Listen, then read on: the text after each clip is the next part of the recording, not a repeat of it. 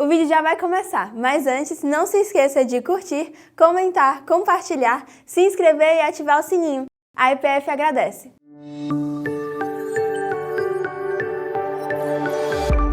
Queridos irmãos, de fato é uma grande alegria poder retornar a este lugar, a esta comunidade de fé, para partilhar algo que realmente mexe muito com a gente. É uma das áreas do ministério com a qual eu mais me identifico, desde que comecei ao pastorado, há quase cerca de 40 anos atrás. Deus colocou no meu coração esse desejo de trabalhar pelo fortalecimento da família. Deus me deu o grande privilégio de nascer numa família bem estruturada. Meu pai e a minha mãe, para mim, meu pai ainda é vivo, tem sido um referencial, um modelo de paternidade. Minha mãe também, Deus já levou para a glória, uma mulher extraordinária, tem uma excelente convivência com as minhas irmãs, 2 irmãs, e temos uma família que é muito abençoada, em que todos servem ao Senhor. A família que eu constituí, também Deus me deu o privilégio de ter uma esposa muito comprometida com Deus, com a família, nossos 3 filhos também servindo ao Senhor. E o que eu posso dizer é que aquilo que eu vejo na Bíblia como sendo o projeto de Deus, quando a gente consegue, de alguma forma, trilhar aquele caminho, a recompensa vem. Eu sei que nem todos que estão aqui, que nem todas as pessoas têm esse mesmo privilégio que eu tenho. Mas eu costumo dizer que não há nenhuma família, nem um casamento, que esteja numa situação tão difícil, tão ruim, que Deus não possa restaurar. E não existe também nenhuma família que seja tão boa, que seja tão perfeita, que Deus não possa aperfeiçoar. Então esse é um desafio constante. O fato de Deus estar nos abençoando até aqui não significa que a gente sabe tudo, que a gente domina todo o conhecimento, temos todas as dicas sobre como você pode ter uma família maravilhosa e feliz. Mas significa que a gente tem prazer de dizer que aquilo que a Bíblia diz que funciona, realmente é uma realidade. E eu quero então, nesta noite, começar dizendo então da minha satisfação em compartilhar aqui com vocês coisas que eu acredito. Não apenas porque estão na Bíblia, mas porque muito daquilo que eu vou compartilhar aqui hoje com você, Deus me deu o privilégio de ver acontecendo na minha família, na nossa experiência. Repito, nós não temos de forma nenhuma, eu não tenho de forma nenhuma a pretensão de imaginar que a minha família, tanto de origem quanto a família que Deus me deu o privilégio de constituir, é uma família perfeita. Porque não é. Não é uma família perfeita, em primeiro lugar, porque nós somos imperfeitos. Então, como é que uma pessoa imperfeita vai construir algo que é perfeito? Não é verdade? Então, temos conflitos, temos dificuldades. Sou casado há 35 anos, tem coisas que eu continuo tendo que negociar com a minha esposa até hoje, né? Tem situação que a gente pensa, já estou resolvido, mas aí de repente você se vê cometendo os mesmos erros que você cometeu tantas outras vezes. Por exemplo, por que a Dora está aqui? Na verdade, a responsabilidade é minha, eu nem me toquei que eu tinha que convidá-la, não vi que o convite estava para o casal, né? E aí eu recebi o convite há algum tempo atrás, e aí ontem que eu falei com ela, bem, amanhã eu tenho um convite para falar na presbiteriana. Ela falou, você não falou nada comigo? E aí ela já tinha outro compromisso, ela tinha outras responsabilidades e por isso ela não está aqui. Eu sei que ela gostaria de estar. A falha foi minha. Então veja só, com tantos anos já era para ter aprendido essa lição, né? Eu recebo um convite para falar sobre casal, sobre família, ela deveria estar aqui comigo. Mas a gente é assim mesmo, imperfeito, mas sobre nós todos temos a graça de Deus, amém? E eu espero que esta reflexão de hoje possa ajudar a todos vocês aqui. Vejo aqui muitos jovens, vejo também adolescentes, além dos casais, e eu espero que você já vá guardando no seu coração estes ensinamentos. São muito mais do que dicas do pastor Marcos, não, são princípios da palavra de Deus, que eu quero compartilhar com vocês, na verdade relembrar. Eu não tenho aqui a pretensão de ser originalidade. Eu falei uma coisa que eu nunca tinha pensado. Porque, na verdade, na nossa vida, muitas vezes o que nós precisamos é relembrar aquelas coisas que nós já aprendemos, já ouvimos. Especialmente se você já tem muitos anos de igreja, você certamente já ouviu grande parte daquilo que eu vou falar aqui hoje à noite. Mas uma coisa é a gente saber, outra coisa é a gente conseguir colocar em prática. E às vezes no dia a dia, na correria, com tantas pressões, a gente acaba se esquecendo de efetivamente vivenciar determinados princípios da palavra de Deus. Mas antes de falar sobre esses princípios da palavra de Deus, porque o nosso tema é família, projeto de Deus, eu quero ler com você algumas frases. São algumas definições do que seja família. Essas definições eu colhi na internet, nesses sites que tem ali, e eu percebi que quase todos eles falando sobre família têm esses tipos de concepção. Acompanhe aí comigo essa leitura. A família dos dias atuais possui como premissas o afeto e a dignidade da pessoa humana, e vai além de um meio familiar constituído pelo casamento e unido pela herança genética. Agora, são os laços afetivos que determinam as relações familiares. Preste atenção nesse conceito. Um outro conceito. O conceito de família não pode ser limitado a laços de sangue, parceria sexual ou casamentos. A família é um grupo cujas relações sejam baseadas na confiança, suporte mútuo e destino comum. Outra definição, agora uma análise, não é, do que seria a família antiga e a família atual. Antigamente, o modelo familiar predominante era o patriarcal, patrimonial e matrimonial. Em tal modelo, tínhamos a figura do chefe de família. Era o líder, o centro do grupo familiar e responsável pela tomada das decisões. Era tido como provedor e suas decisões deveriam ser seguidas por todos. E, finalmente, quem criou o conceito de família? Não existe exatamente uma pessoa que criou o conceito de família. Isto aconteceu com a chegada do Império Romano, onde as pessoas começaram a se organizar melhor, colocando aquela união clássica de duas pessoas com os seus descendentes. Quando você vê esse tipo de declaração, o que você experimenta? O que você sente? O que passa pela sua cabeça quando você lê isso que eu acabei de ler? No mínimo, um grande desconforto, não é verdade? Porque ainda que grande parte da sociedade brasileira não acredite nisso, porque a gente ainda tem muitas famílias que estão com os seus princípios dos seus avós, dos seus pais ainda que estão por aí, não é verdade? Mas esta é a ideologia do momento. É isso que estão tentando incutir na mente dos adolescentes, dos jovens nas universidades. Você percebe que há uma grande diferença entre o que a Bíblia fala sobre família, isso que a gente acabou de ler? Você consegue perceber isso claramente? Porque para eles qualquer arranjo familiar, qualquer arranjo grupo humano, é família. Gente do mesmo sexo morando junto, família.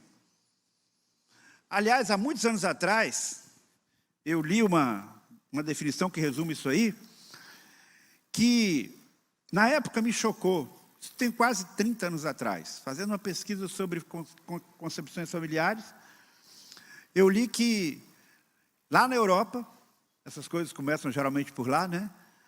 Família era aquele grupo de pessoas que mora numa mesma casa. Só isso.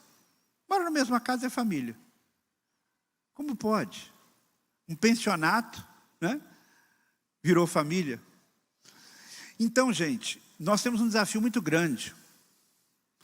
Porque esse tipo de mentalidade, ele vai crescendo cada vez mais no nosso mundo. Porque a nossa sociedade, ela vai ficando cada vez mais secularizada. A não ser que as pessoas estejam envolvidas numa igreja, estejam valorizando a palavra de Deus, a mentalidade vigente no mundo é isso que eu acabei de ler. Não, não se sabe quem criou a família. A família foi criada no Império Romano. Que mentira, gente. Que coisa absurda. Na verdade, não existe um modelo de família nos detalhes que seja igual em todo mundo. Não existe um jeitinho específico nos detalhes, porque o mundo é muito grande. E, de fato, de tempos em tempos, há algumas mudanças na maneira como a família, de alguma forma, se organiza, nas algumas atribuições que as pessoas têm, alguns conceitos. Nós sofremos o impacto do mundo à nossa volta, mas isso não significa que a família simplesmente se organize de qualquer maneira e está tudo legal, e que está tudo bem. Por quê? Porque a família é um projeto de Deus. Então eu quero relembrar isso aqui, que todos nós sabemos, né? A questão toda, então, é essa. Esses conceitos atuais, eles divergem do que aprendemos na palavra de Deus? Sim.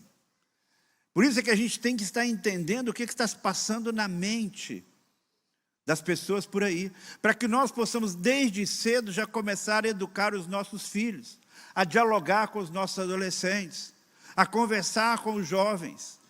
Quando eles estão se casando, que conceito de família eles têm?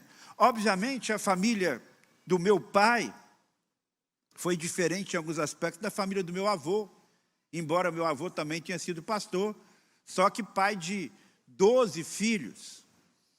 Então você já pode imaginar como era diferente algumas coisas. Numa casa com 12 irmãos, lá no interior de Minas Gerais. Meu pai formou a sua família, que por sua vez, em alguns aspectos, é diferente da minha. E os meus filhos, que já são casados, 2 deles, também têm a sua família, que em alguns aspectos é diferente da minha família e da Dora. Mas há princípios comuns, há pontos comuns em todas essas famílias. Você percebe, então? Então, a Bíblia não dá, às vezes, todos os detalhes, né? Isso me faz lembrar de uma experiência, uma história que eu ouvi essa semana, né? Uma família da igreja decidiu que as filhas iam começar a namorar só com 18 anos de idade. Desde pequenos começaram a ensinar isso para os filhos. E aí, quando estava ali com 14, 15 anos, as meninas assim, não, 18 anos. E aí eu sei que quando a menina completou 17 anos e pouco, já foi chegando os rapazinhos perto dela, né? Da menina, calma, vai chegar com 18 anos e tal. Eu sei que no dia que a menina completou 18 anos, já estava o rapaz lá na porta da casa para conversar com o pai da menina, né? E eles realmente cumpriram. E de fato aconteceu aquilo, né? E era um menino da igreja, uma família muito legal também. E aí a mãe perguntou para a filha, e aí minha filha? Não, sim, é isso que eu estava esquecendo. Quando a filha tinha uns 12, 13 anos, né, começando a se interessar pelos garotos, ela falou assim, mãe, onde é que está na Bíblia que não pode, só pode namorar a partir dos 18 anos?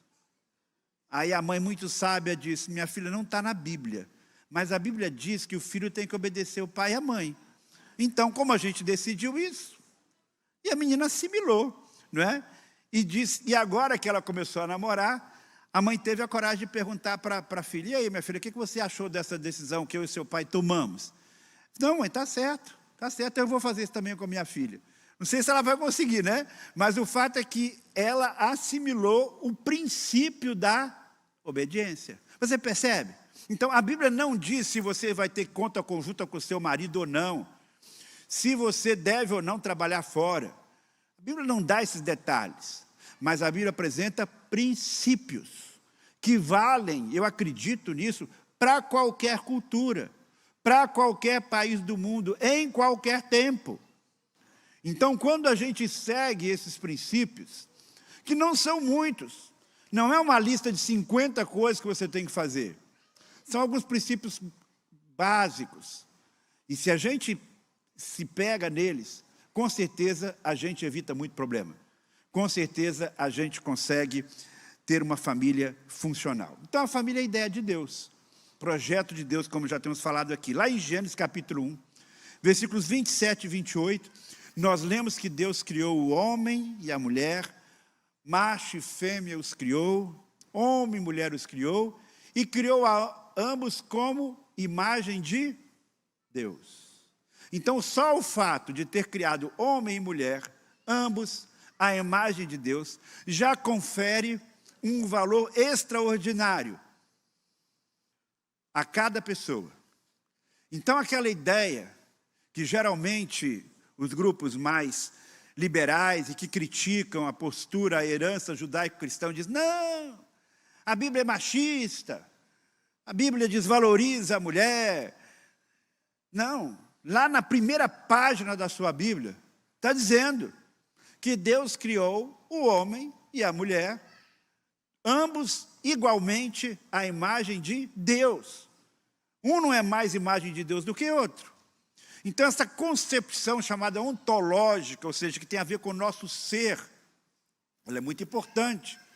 Quando você olhar para sua esposa, quando você olhar para o seu esposo, sendo um cristão, você vai dizer, estou aqui diante de alguém que tem a imagem de Deus em si, porque essa imagem foi restaurada em Cristo Jesus. E se ele ou ela não é cristão, você vai dizer, está aí alguém que a imagem de Deus vai ser e pode ser restaurada. Então isso confere ao ser humano uma dignidade extraordinária. Isso confere, especialmente à mulher, porque muitas vezes ela foi de fato ao longo dos anos discriminada, desvalorizada, isso é um fato, né? Mas não pela Bíblia, não pelo que está na Bíblia.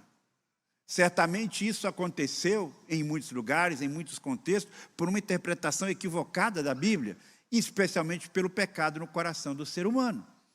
Percebem? Então, a Bíblia, em primeiro lugar, apresenta o homem e mulher, que são a base de toda a família. Toda a família começa a partir desse relacionamento e desta realidade, um homem e uma mulher. E aí no capítulo 2, versículo 24, vamos ler juntos? Por isso, deixa o homem...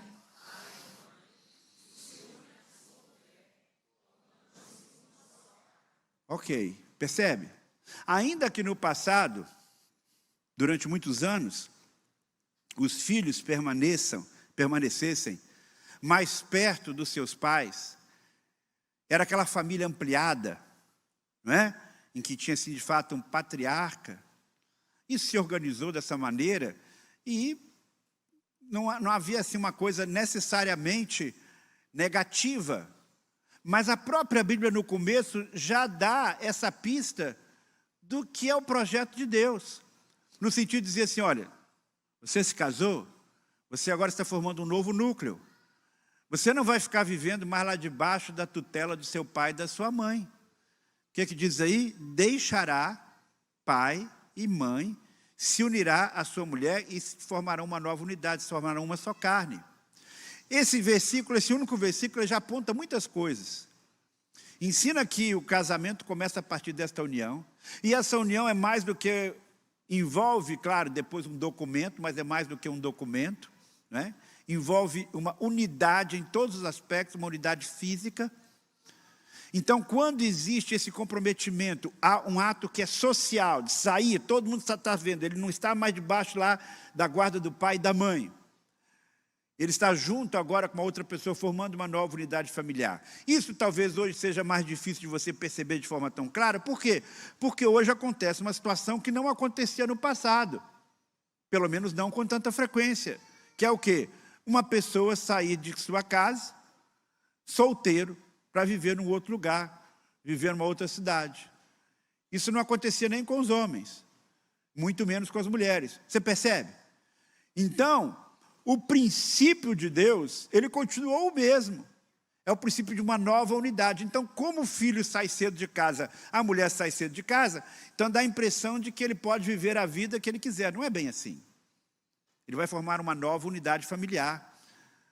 E aí começa, então, esse projeto de Deus a se desenvolver na vida daquele casal. Muito bem. A partir daí, o que é que nós precisamos, então, ter em mente? Qual é o papel de cada um na família? Porque, idealmente, desta união virão o quê? Filhos. Eu digo idealmente porque uma família, um casal que se casa e não tem filhos, ele é uma família? É uma família. Ainda que não seja uma família que conseguiu procriar, ter filhos, Ou então, eles também podem optar por adotar filhos, que serão filhos do coração, e que serão igualmente uma família. Mas esta família, na concepção de Deus, é uma família composta por pais e filhos, pelo casal e pelos filhos. E quando esses filhos crescem, adquirem autonomia, eles vão formar a sua família. Existe essa família ampliada, mas o seu compromisso primeiro, seu compromisso número 1, é com a sua família nuclear. Eu vejo isso claramente nas Escrituras. Você tem responsabilidades com seus pais durante toda a vida, mas aquele comprometimento no sentido mais profundo tem a ver com a pessoa com quem você se casou, e enquanto você é pai de crianças, adolescentes, com os seus filhos e vice-versa. Só isso aí, gente, já resolve tanto problema. Só essa compreensão, concordam comigo? Porque às vezes tem um filho que se casou, mas que fica lá ainda preso ao pai e à mãe na família de origem, se comprometendo muito mais com o pai, a mãe ou com os irmãos do que com a própria esposa e com os filhos. Isso pode acontecer também com a mulher. Você percebe? Então, um dos problemas que acontece muitas vezes no casamento, na família, é a pessoa não entender qual de fato é o seu papel e que a sua família, a família que ele constituiu, tem com ela um compromisso prioritário. Mas o que a Bíblia diz, que eu considero que é um princípio que vale para qualquer lugar, em qualquer momento?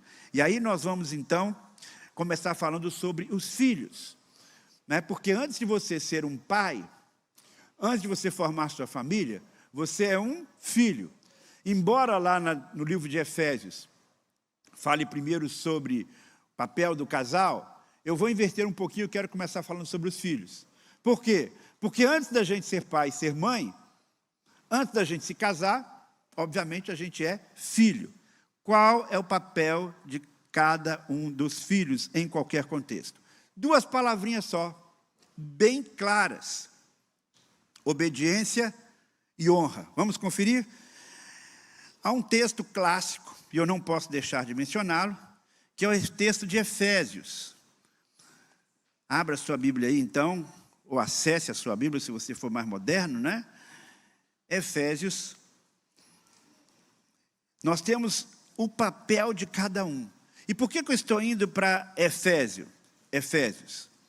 Porque Efésios traz esses princípios eternos de Deus para a estruturação da família. E o que diz aí Efésios capítulo 6, versículo 1? Filhos, obedecei a vossos pais no Senhor, pois isto é justo. Honra a teu pai e a tua mãe, que é o primeiro mandamento com promessa, para que te vá bem e seja longa a sua vida sobre a terra. Precisa coisa mais clara do que isso, gente? Resumindo, obediência e honra. A maneira como isso vai acontecer, isso pode variar, no sentido de que cada pai vai exigir do seu filho. Não é verdade? Não são exatamente as mesmas regras, as mesmas coisas. Eu, por exemplo, quando era adolescente, até sair de casa, com 18 anos de idade, a gente tinha uma regra. Eu só podia chegar em casa às 10 da noite. Não podia passar de 10 da noite. Essa era a regra. Não foi exatamente a mesma regra que eu instituí para os meus filhos. Mas eu tinha que ter a consciência de que eu tinha que obedecer. Porque o pai tem esta autoridade dada por Deus. E, na verdade, a obediência protege o filho de muitas coisas.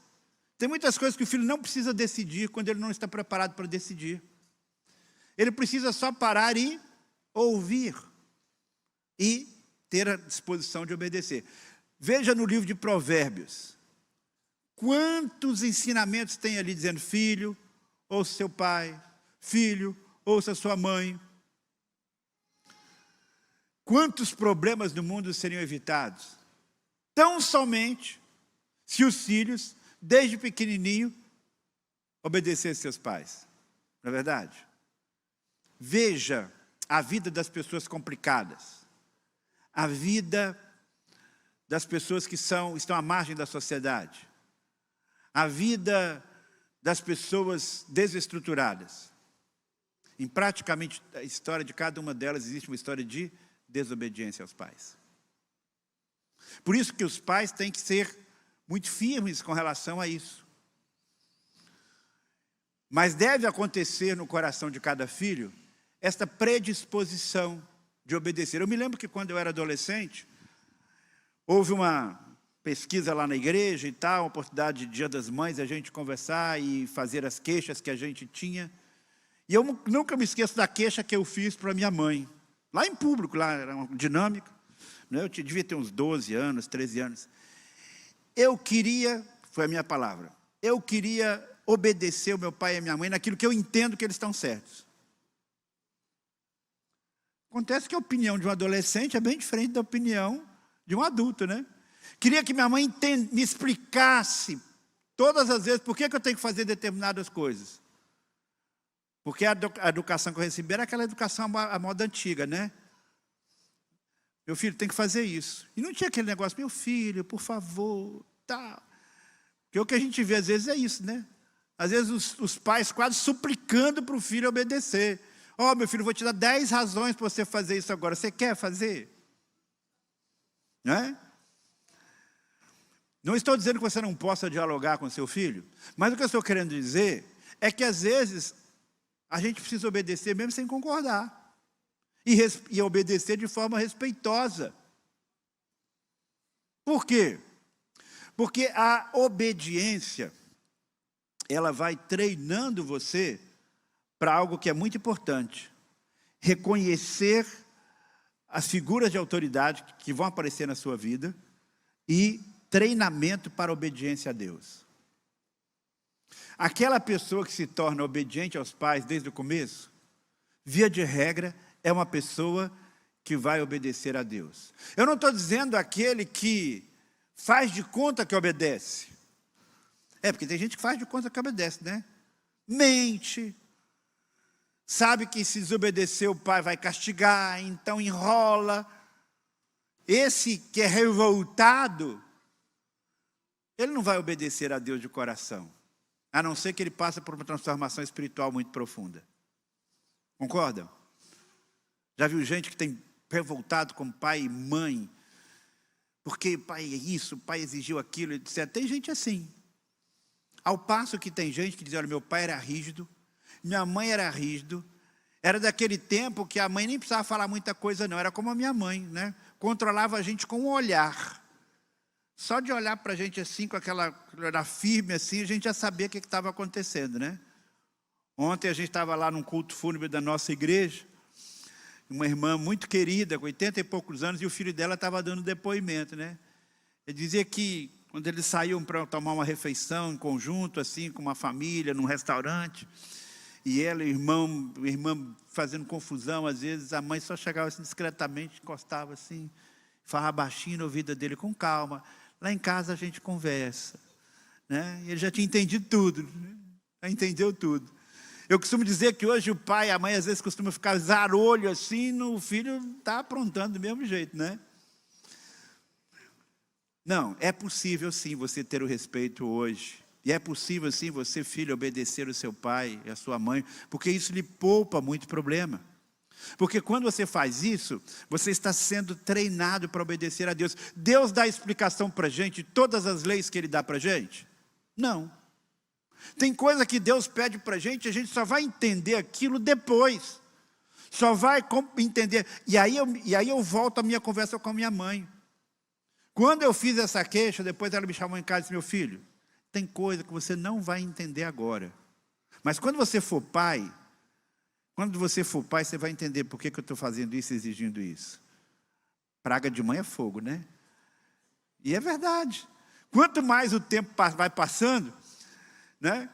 Um filósofo, um pensador disse o seguinte, olha, eu fiquei tão impressionado quando eu completei 30 anos, que eu percebi como é que meu pai e minha mãe se tornaram tão sábios em tão pouco tempo. Quando eu era adolescente, eu achava que eles eram ignorantes. Agora, eu cheguei à compreensão de que eles eram muito sábios, muito inteligentes, e eles aprenderam muita coisa rápida. Não foi o pai e a mãe, né? Foi a cabeça do sujeito que mudou. Gente, até hoje, eu tenho 62 anos. Tem coisa que eu entendo que eu devo ter entristecido meu pai e a minha mãe quando eu agi sem intenção de magoar, sem a intenção de ofender. E lá no fundo eles sentiram isso. Só que algumas vezes eles nem falaram. Você já teve essa sensação? Você que está de cabelo branco, né? De ver uma situação com o seu filho, né? E você percebe que você talvez fez isso com seu pai, com a sua mãe. Quando você não tinha consciência, né, disso que você estava fazendo, que podia machucar, tudo bem, a gente até se desculpa com mais facilidade. Mas e quando você sabe que foi por desobediência mesmo, deliberada?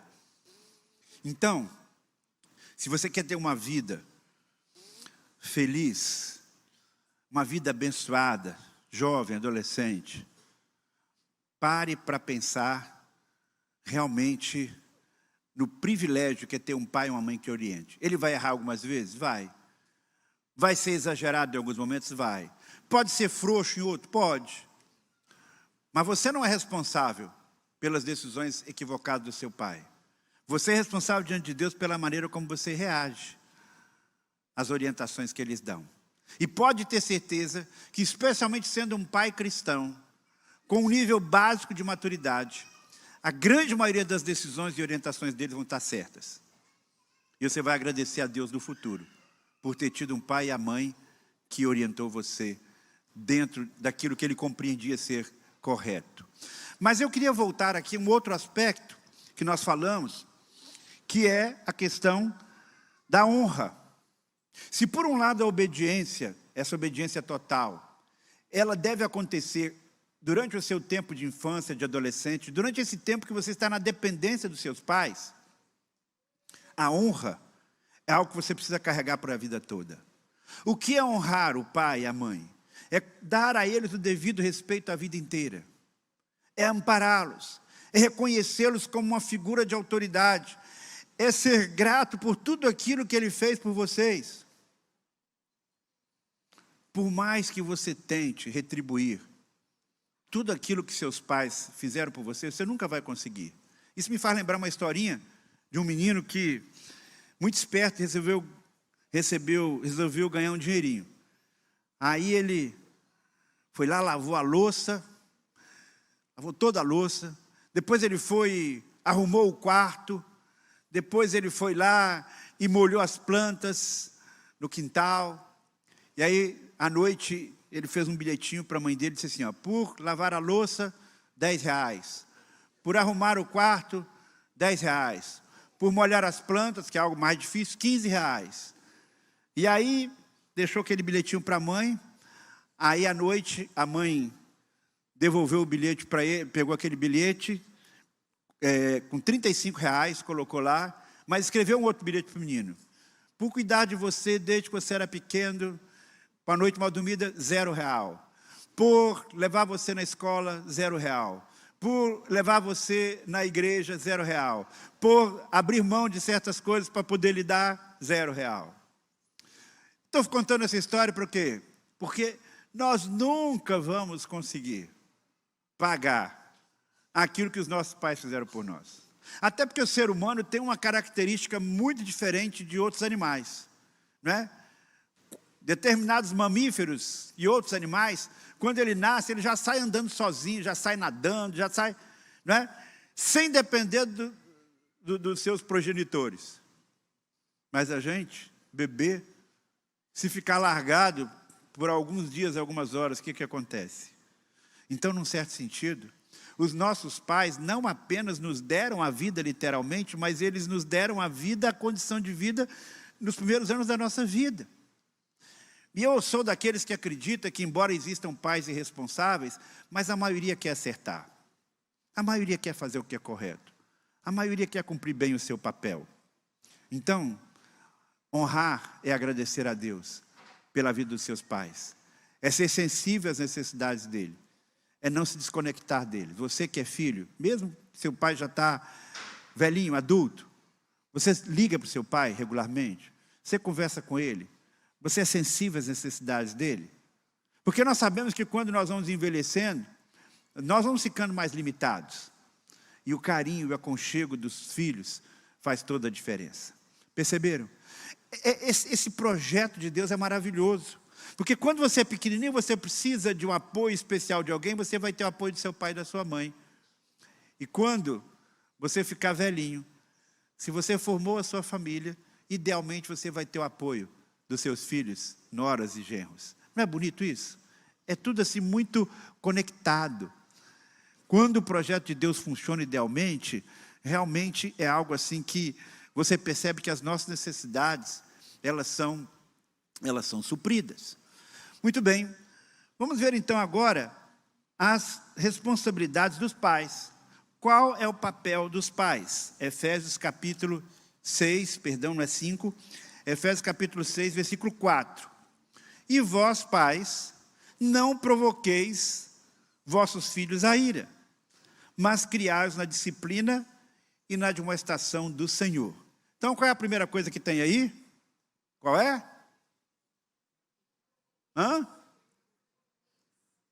ouvi direito. Não provocar a ira dos filhos. Pare e pense um pouquinho. Talvez na sua própria experiência como filho, né? O que provocava a sua ira? O que te chateava? Né? Quando você convivia com seus pais, ou você que ainda está com seus pais, o que realmente lhe chateia? Não estou falando de pequeno aborrecimento, não. Daqueles atritos normais de choque de gerações. Na Bíblia nós temos alguns exemplos disso. De pais que falharam. Porque todos nós temos necessidades. Nós temos necessidade de nos sentirmos amados, reconhecidos, valorizados. Então eu fiquei pensando aqui em algumas coisas que provocam a ira no sentido de a revolta. O sentimento de desconforto. Não estou dizendo aqui que provocar a ira é realmente provocar algo que seja violento. Mas é provocar algo que deixa o coração magoado, triste, abatido. E uma das coisas que eu acho que acontecia no passado mais do que hoje, mas que acontecia, era o exagero na disciplina. O exagero na disciplina, num certo sentido, explica por que alguns pais depois disseram, não, deixa o menino livre, deixa ele fazer o que ele quiser, porque meu pai era muito rígido, né? E a gente precisa ter muita sensibilidade, muita sabedoria para ir fazendo o processo do desmame do filho. Porque quando o seu filho é muito pequenininho, eu diria, você não tem que dar explicação demais para ele, não. Pode até conversar, mas não tem que dar explicação. Ele precisa entender que a palavra do pai é do pai, da mãe é da mãe, ponto final. Agora, quando vai passando o tempo, aí você já vai também explicando mais e dando mais autonomia. Não queira que o seu filho seja uma pessoa perfeita, porque ele não é perfeito, ele é pecador. Aprenda a distinguir entre as falhas naturais de uma criança, pela sua imaturidade, e aquilo que é a desobediência deliberada. Porque tem pai que fica com raiva do filho, e briga com o filho e faz uma confusão, por coisas que o filho não é culpado. Até os avós fazem isso. Nós temos 2 netinhos, né? Um deles, a doutora conhece aqui, é danadinho, Pedro, né? Pedro não é fácil, né? Ele conseguiu ser mais trabalhoso que os nossos 3 filhos. Eu olho assim, rapaz, esse netinho aqui não é brinquedo não, né? E um dia ele estava no carro agora, né? E adora lá com os papéis importantes, aí ele pega um suco, e aquele jeito independente dele, adora quer dar o suco. Não, vovó, ele pega e faz assim, quando ele faz assim, o suco cai no papel, e tal, e estraga uns documentos lá, e adora, né, Pedrinho, como é que você fez isso? Você dá uma bronca nele, aí ele começa a chorar, começa a ficar triste, começa a ficar emburrado, aí a avó vai pedir desculpa para ele. Quer dizer, idealmente, a avó não tinha que dar bronca nele, concordam?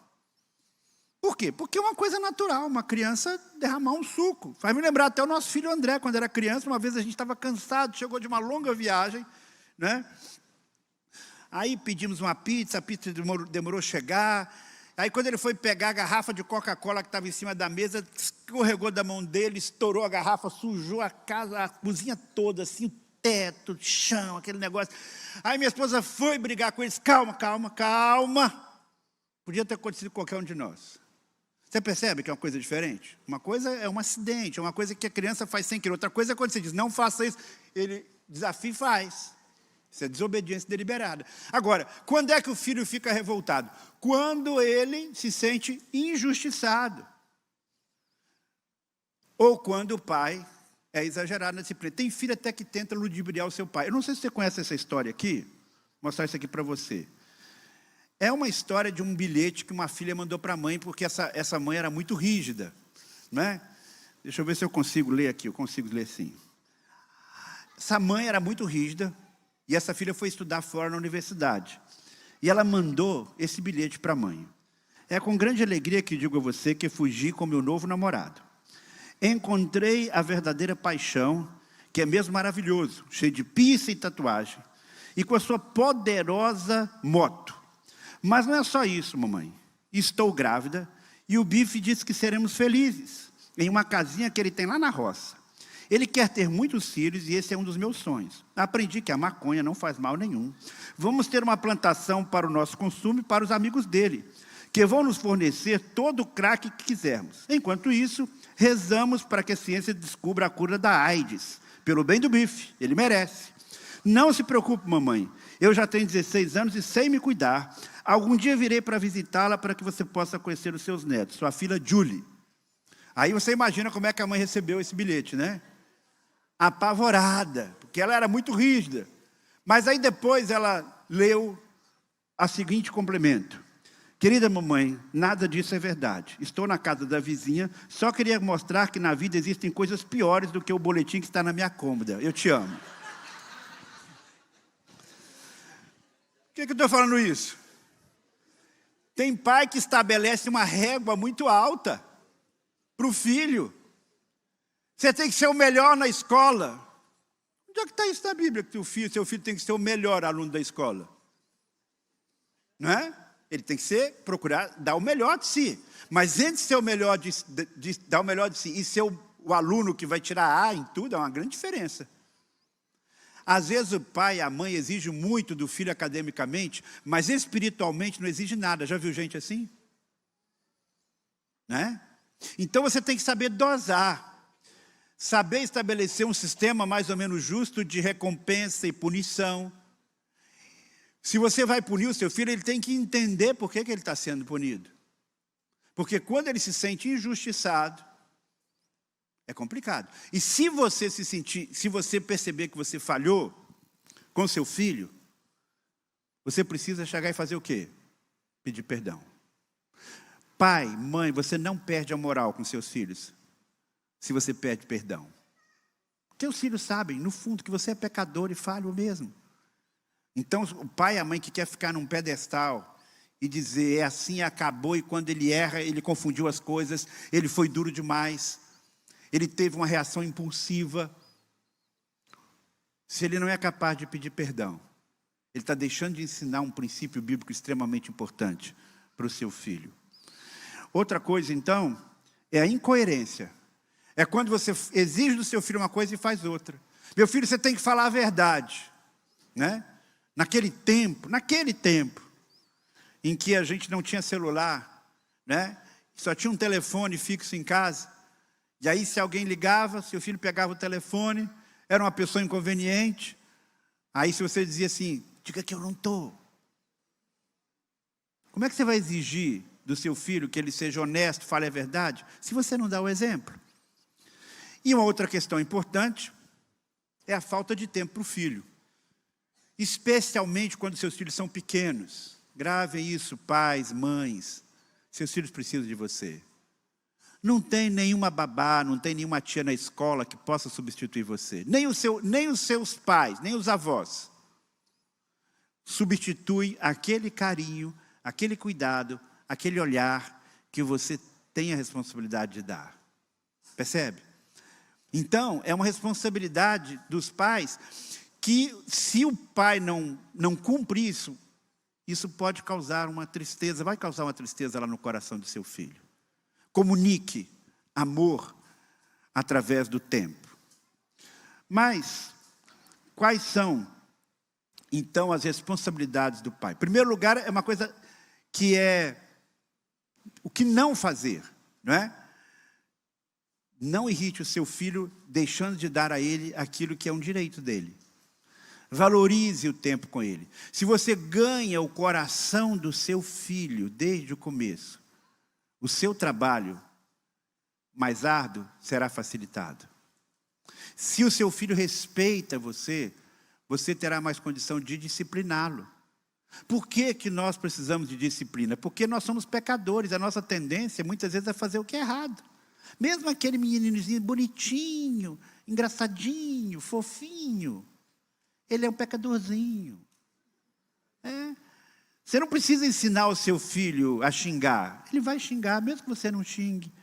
Você não precisa ensinar o seu filho a enganar. Em algum momento ele vai mentir para você, mesmo que você nunca... Você percebe porque é da natureza humana. E nós precisamos, então, disciplinar com sabedoria. Disciplinar com sabedoria significa estabelecer regras claras. Os meus filhos sabiam exatamente o que eles podiam e o que eles não podiam fazer na escola. Eles sabiam, por exemplo, você não pode ficar mordendo seus coleguinhas. O fato deles saberem isso fez com que eles nunca mordessem os colegas? Não, eles morderam. Mas só que quando eu soube que eles morderam, eu cheguei em casa, vem cá, o que a gente combinou? A professora falou que você mordeu o seu colega na escola. E não era assim, pequenininho, criança que não sabe o que está fazendo, não. Era um menino já maiorzinho. Você bateu, você brigou com o seu colega. Não é? Então, agora, vem cá. Você lembra que o papai falou que ia fazer com você? Dar umas palmadinhas aqui atrás? Pai, sim. E depois, quando ele repetia, ele já vinha com a mão assim, né? Eu não ficava com raiva, não batia com raiva, não. Porque você disciplinar com raiva é pecado. Né? Meu coração se apertava. E teve alguma vez que o senhor prometeu punir, não puniu? Teve. Mas eu expliquei para eles claramente o que era. Nessa hora eu estava agindo como Deus age conosco muitas vezes, com graça. E eles entendiam isso, eles entenderam. Não é que eu fui frouxo e desisti de dar disciplina. Ou então, às vezes eu dava disciplina, mas acabou a disciplina, eu dizia, vamos no shopping tomar um sorvete? Uma vez isso foi tão forte na vida do nosso filho Vitor, que foi o mais danado, o mais novo, que ele mesmo chegou, ele aprontou na escola, eu dei uma bronca nele, falei com ele seriamente, mas como não tinha estabelecido o que eu ia fazer com ele, então não houve nada, mas eu disse assim, eu estou triste com você. Mas eu tinha prometido levá-lo para um lanche do McDonald's. E eu cumpri o lanche, porque o trato. Porque não havia um acordo prévio. Se você fizer isso, não vai ter mais lanche. E eu estou vendo a carinha dele comendo aquele lanche. E aí ele disse, pai, o senhor está fazendo graça comigo, né? Como é que é isso, Vitor? O senhor não falou lá que graça é quando a gente ganha uma coisa que não merece? Pequeno, nunca me esqueço disso. Então a gente ensina, não só de forma rígida, mas a gente ensina aquilo que está na Bíblia, como é que Deus age conosco também. Você percebe? Isso é criar os filhos na disciplina e na demonstração do Senhor. O seu filho precisa saber o que é verdade, o que é mentira, o que é certo, o que é errado. Porque a sociedade hoje está confusa. A Bíblia é muito clara. E sabe qual é um grande manual? Um grande manual de sabedoria prática? O livro de Provérbios. Está tudo ali. Grana, como lidar com dinheiro. Questão do uso da língua. Quantas confusões a gente se mete. Porque ele fala o que não deveria falar. Más companhias. Perigo das más companhias. O perigo de se envolver com gente complicada. Para os rapazes, não se envolver com qualquer mulher. Está tudo ali. Olha só. Alguém que segue a sabedoria de Provérbios, gente, tem tudo para dar certo na vida. E quem é que vai ensinar isso? É o pai e a mãe. Concordam? Então, leia o livro de Provérbios com seu filho, pergunte para ele, interaja com ele. Essa é a sua responsabilidade. E essa responsabilidade, ela não pode ser delegada. Ah, eu não tenho muito tempo não, mas eu levo meu filho na igreja todo domingo na escola dominical. Não é suficiente, gente. Ele vem aqui, passa 1 hora, 1 hora e meia, e na semana todinha lá na aula está escutando coisa contrária muitas vezes. É você em casa, ensinando os princípios da palavra de Deus e, acima de tudo, a importância do relacionamento com Deus. Porque o temor a Deus é o princípio da sabedoria. Muito bem. Vamos agora falar, para encerrar, eu decidi falar um pouco mais sobre pai e filho, porque eu acho que isso é muito importante. E eu não resisti aqui vendo tantos jovens e tantos pais. Precisamos compreender e aceitar os papéis também no casamento. Lembra que família é um projeto de Deus? Então Deus é que determina como é que vai funcionar essa dinâmica. E aqui então é que nós temos alguns textos e algumas compreensões que as pessoas não entendem muito bem. Vamos ler juntos aí Efésios 5, 22 a 27, 33, está aí na tela, leia comigo. Mulheres, cada uma de vós seja submissa ao marido, assim como ao Senhor, pois o marido é o cabeça da mulher, assim como Cristo é o cabeça da igreja, sendo ele mesmo salvador do corpo. Mas assim como a igreja está sujeita a Cristo, também as mulheres estejam em tudo submissas ao marido. Maridos, cada um de vós ame a sua mulher, assim como Cristo amou a igreja, e assim mesmo se entregou por ela, a fim de santificá-la, tendo-a purificado com o lavar da água pela palavra, para apresentá-la a si mesmo como igreja gloriosa, sem mancha, nem ruga, nem qualquer coisa semelhante, mas santa e irrepreensível. Cada um de vós ame a sua mulher como a si mesmo, e a mulher respeite o marido. Muito bem, deixa eu fazer aqui antes uma pergunta. Pelo que você já ouviu, pelo que você já leu na Bíblia, qual é o papel mais difícil? É o papel do homem ou o papel da mulher? Deixa eu fazer aqui uma enquete, né? Quem acha que é o papel do homem? Levanta a mão. Os homens levantaram a mão, né? Quem acha que é o papel da mulher? Levanta a mão. Não, a igreja está bem doutrinada, pastor. A igreja está bem doutrinada. Gostei de ver. O pastor não levantou a mão para não induzir o pessoal, né? Que tem gente que ficou assim, olhando, deixa eu ver que o pastor vai levantar a mão, aí eu vou nessa junto, né? Mas, de fato, cada um tem o seu desafio. Mas me parece, sem nenhum machismo, que o papel do homem é mais complicado.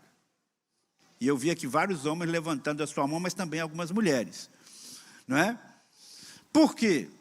Porque o homem tem a grande responsabilidade de uma liderança amorosa e sábia. E isso é difícil, porque o padrão que é colocado, o modelo que é colocado é quem? Quem? Jesus Cristo. Aí a coisa complicou, não é? Porque não é só simplesmente, você aí é o líder, não. É um líder, é alguém que ama a semelhança de Jesus Cristo. E aí, toda essa conversa de que a mulher é oprimida, tudo mais, ganha uma outra feição. Quando você olha e pensa nesse homem, o papel das mulheres pode ser resumido numa palavra: submissão. Então, o homem lidera e a mulher, obviamente, vai exercer o papel que Deus designou de submissão. Porque se ela quiser liderar, dois querendo liderar ao mesmo tempo, vai ter o quê? Conflito. Vai ter confusão. Qualquer organização, gente, por mínima que seja, mesmo que haja ali uma parceria para funcionar, qualquer grupo precisa ter um líder. É um princípio básico. Se os dois querem liderar, vai ter dificuldade. Já viu um grupo de crianças? Tem 5 crianças ali. Se 2 são líderes, aquele grupinho vai se dividir. Então, tem mulheres que parecem mais capacitadas do que o homem para a liderança. Tem mulheres que têm algumas características e dizem, essa mulher aí podia dirigir a casa muito melhor do que o homem. Mas pergunte para essa mulher se ela se sente feliz de verdade exercendo a liderança. Ela pode, às vezes, até paradoxalmente lutar por isso, mas no fundo ela não se sente. Olha, eu sou pastor há 40 anos. Eu não sei como é que é a experiência do pastor Eliseu, mas eu nunca tive um caso sequer de uma esposa, de uma mulher que chegou lá no meu gabinete e disse assim, pastor, olha, eu estou aqui chateada porque o meu marido é um líder. O marido lidera a casa de verdade. Ele toma iniciativa, ele faz as coisas acontecerem, então eu estou muito chateada porque eu queria ficar com essa função. Pastor Eliseu, já teve alguém que procurou irmão? Não tem, gente. Não tem. Agora, o contrário. O contrário. Mulher que chega para o pastor, não estou aguentando, meu marido é muito bonzinho, mas olha, não tenho o que reclamar, ele não me trai, mas o cara não assume a responsabilidade dele, pastor. Lá em casa as coisas para acontecer tem que ser eu empurrando. E o grande problema é que nem todos os homens aprenderam a ser líderes. Às vezes não tiveram um bom modelo familiar, o seu pai não era líder, o seu avô não era líder, tinha uma mãe muito dominadora. Então é um desafio tremendo. Mas isso não significa que ele está fadado a não exercer a liderança. Por quê? Porque pela palavra de Deus, e com muita conversa e com muita orientação, ele pode aprender a liderar. O que é que implica então a liderança na família? Vamos citar aqui algumas coisas rapidamente, caminhando para o final. Em primeiro lugar, amar como Cristo amou. Esse é a base de tudo. Como é esse amor? É um amor que significa dedicação. Está aí no terceiro item. É um serviço dedicado, cuidado com o outro. É você abrir mão, às vezes, da sua vontade para abençoar o outro. Um sacrificar-se pelo outro. E ajuda para o crescimento espiritual da esposa e da família. É tomar a iniciativa de dizer, vamos. E ter de Deus a sabedoria para saber quando dizer sim e quando dizer não. Significa ouvir a esposa e ser sensível às necessidades dela. E avaliar qual é a vontade de Deus para a família. Esse é um grande desafio. O marido que é líder sempre vai atender aos pedidos da esposa? Não. Algumas vezes ele vai dizer não. Eu me lembro, por exemplo, que quando nós morávamos em Teoflotone, antes de vir aqui para Fortaleza, morei alguns anos lá em Teoflotone, na igreja onde eu cresci. Trabalhei em outros lugares, depois a igreja lá nos convidou, já casado, para estar lá. E era uma igreja que a gente gostava muito. Estávamos muito gratos a Deus por estar ali, embora tivéssemos algumas dificuldades, mas a Dora, principalmente, minha esposa, ela gostava demais do povo daquela igreja. E eu me lembro que nós recebemos, então, o convite aqui da Primeira de Fortaleza. Eu orei muito, relutei muito. Mas uma série de circunstâncias me deram uma convicção de que nós deveríamos vir para cá. E eu não fui perguntar para a Dora o que ela achava sobre isso. Claro que eu conversei, mas eu não coloquei a decisão na mão dela. Eu não disse, bem, se você quiser ir, a gente vai, se você não quiser, a gente não vai. Porque eu entendi que isso era uma coisa entre eu e Deus, como líder da nossa família. E eu me lembro depois, então, que nós dissemos sim. Fizemos todos os cultos de despedida que poderíamos fazer. Choramos quase todas as lágrimas que poderíamos chorar. E aí, no dia que o caminhão da mudança estava para chegar lá em casa, a gente acordou bem cedinho, 5h30 da manhã, ela olhou para mim e disse assim, bem, você tem certeza que a gente tem que ir para Fortaleza? E deu vontade de dizer para ela assim, nem que eu não tivesse certeza, mas agora não tem mais jeito. Agora a gente vai. No fundo, ela não queria vir, mas depois ela entendeu que era ali o lugar que Deus tinha para a gente, foi uma bênção e tem sido uma bênção até hoje. E aí eu me lembro de uma outra história. a gente sentiu que era o tempo da gente comprar um imóvel aqui em Fortaleza. Aí vamos para lá, vamos para cá, a gente anda para um lugar, anda para outro, procura e vê e tal. E você sabe que uma decisão dessa dificilmente dá para você tomar assim numa semana, né? Aí que nós vimos uma casa que nós gostamos muito, mas que estava além daquilo que eu tinha pensado, planejado pagar. Aí eu disse, bem, essa casa não dá. Ele disse, mas eu gostei tanto dessa casa, ela me falou, né? Mas tudo bem, essa aqui não dá, está fora do nosso orçamento. Aí nós fomos visitar uma outra, o dobro da distância da igreja nessa outra casa. A gente mora mais ou menos a 8 quilômetros aqui da nossa igreja na Aldeota. A gente mora lá no bairro Luciano Cavalcante. Essa outra casa era lá perto da Lagoa Redonda, né? Obviamente mais distante, uma casa boa também, mas mais barata. E aí, fomos lá, falei, e aí, bem? Tá. Aí eu fechei o negócio verbalmente.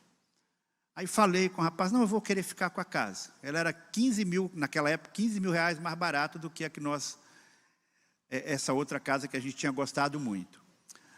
Aí, quando a gente estava voltando ali na Washington Soares, ela olhou na direção daquela casa que a gente tinha gostado, principalmente ela falou assim, a casa que eu queria mesmo, não é essa que a gente está comprando, mas é aquela ali. Ela não ficou me azucrinando do juízo, ela não ficou me perturbando, mas essa palavra dela foi o suficiente para que eu caísse em mim e dissesse assim, fiz uma coisa errada. A gente vai morar nessa casa, sei lá, a vida toda quase, muitos anos, eu tomei uma decisão errada. Aí eu consultei o advogado e disse, não, você pode voltar atrás no negócio. E eu senti um grande alívio. E aí então eu fui lá, finalmente fechar o negócio. Não, eu vou comprar essa casa mesmo sendo mais cara, mesmo sacrificando mais. E aí é que eu achei interessante, porque eu cheguei lá e disse assim, meu amigo, essa casa aqui, a gente fez um acordo quando eu vim aqui.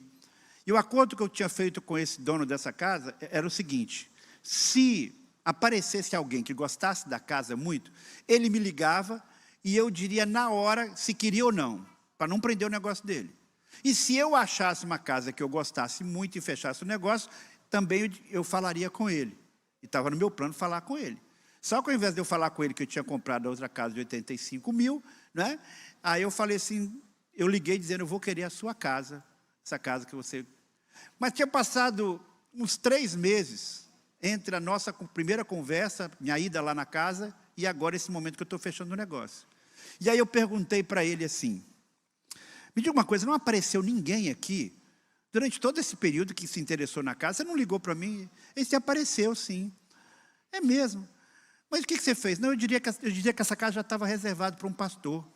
Porque eu tinha certeza que você ia comprar a minha casa. Mas como é que você tinha essa certeza? Ah, sua esposa vinha toda semana aqui olhar essa casa.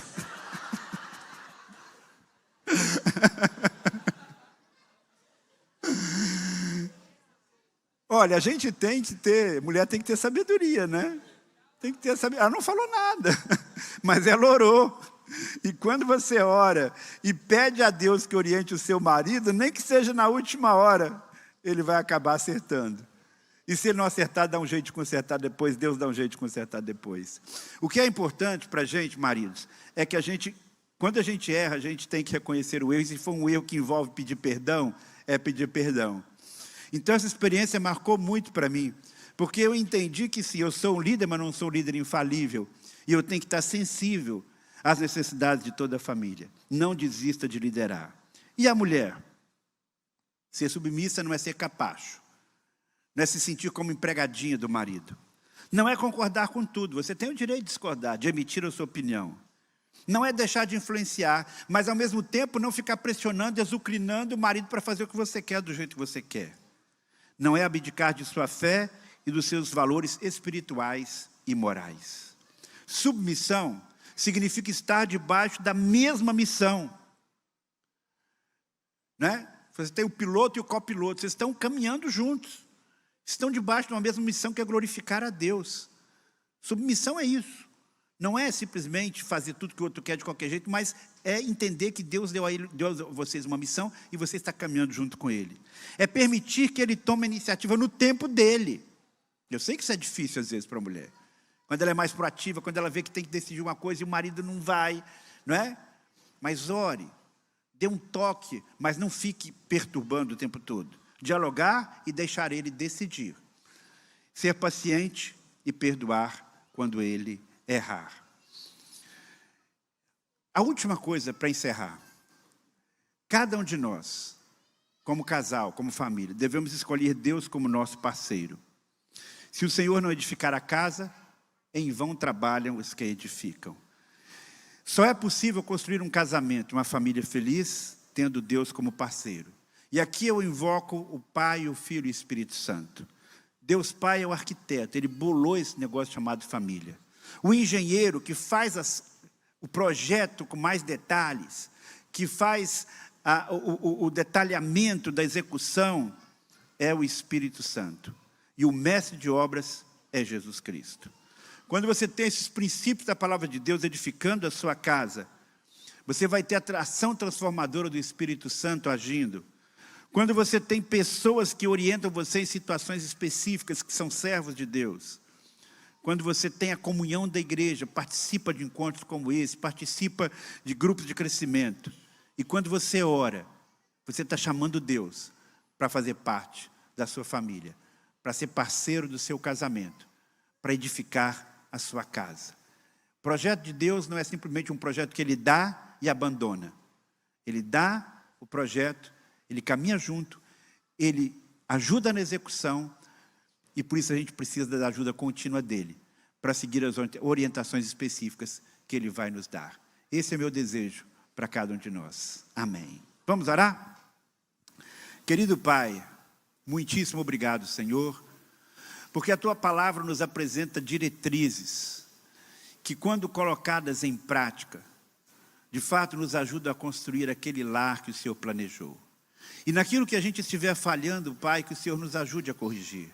Naquilo que ainda não está funcionando como deveria, que nós possamos continuar confiando e esperando no Senhor, para que a Tua ação venha sobre as nossas famílias, e que esse projeto que o Senhor idealizou seja uma realidade em cada lar aqui representado. Mesmo que isso demore algum tempo, Pai. Traz força e sabedoria e consolo àqueles que estão vivendo por crises familiares, sem saber exatamente como agir. Mas que o Teu Santo Espírito seja o guia, o orientador. E que esta igreja, dirigida pelo Teu servo e por sua liderança, seja instrumento Teu para abençoar a cada lar, a cada família aqui representada. É o que eu te peço, Pai, no nome de Jesus. Amém.